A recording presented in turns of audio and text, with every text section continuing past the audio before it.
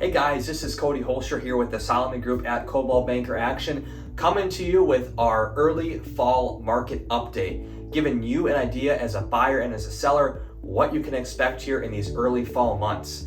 Now you might be thinking to yourself, Cody, it's August 1st when I'm recording this video. Why are we going over a early fall market update yet? Summer's not even over.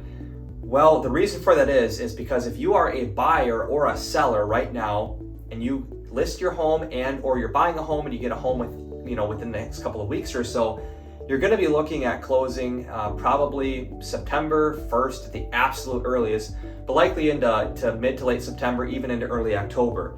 And that really does put us in that early fall market.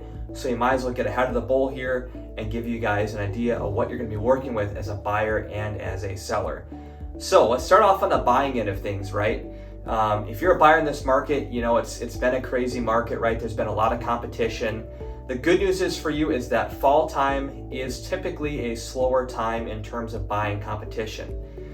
It's definitely more ideal for people to move during the summer with the warmer weather, with being out of school. And so as we move into fall, typically you're going to see less competition on homes. You still got to bring your A game, right, when writing an offer, and especially in a competitive situation. But during the summer, you might have 4 or 5 offers on a property, and you might see 2, 3, 4 max, depending on the home, during the fall. And so as a buyer, it is a better time to buy really in the fall and even going into the winter than it is during the summer, but there's also less inventory to choose from.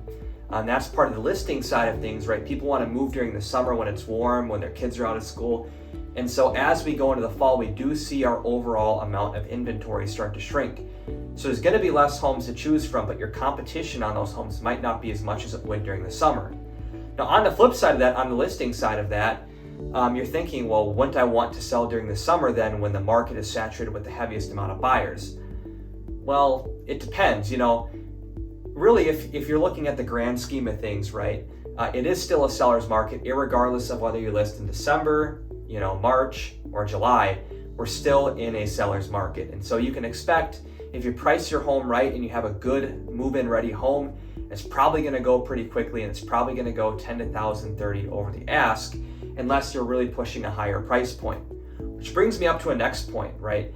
From a buyer perspective, if you got a pre-approval letter from a lender in the early spring when interest rates were a little bit lower, it would be a good idea now to check base with that lender and just see how the interest rates have impacted what your potential monthly payment would be at different price points.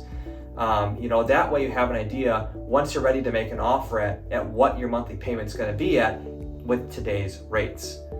So that's kind of where we're at. And speaking of rates, how have the interest rates affected the market? Really, we've seen 2 things. Number one, let's start at the lower price points. Anything below $250,000. Most of those homes are still really competitive. Most buyers are going $10 to $30,000 over the asking price. Pretty competitive situation, right? Especially your A+, nice move-in ready homes.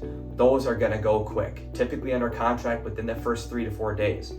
Above that, especially when you're pushing above $300,000, that has slowed down. Those homes that went within a 3 or 4 day time period 2 years ago might be sitting for a week or 2, or maybe even a little bit longer, right? They might be getting 1 offer or 2 offers on them, and they probably will go slightly below ask or even at ask. Of course, you're always going to have exceptions to that, but that's kind of the general trend we're seeing. And it doesn't mean it's a bad time to sell at that upper price point. It's still a seller's market, but just know that things have slowed down a little bit, and it's not going to be that buyer blitz that you probably saw 2 years ago at that price point. So that's pretty much kind of the wrap up here on what we're dealing with into this early fall market.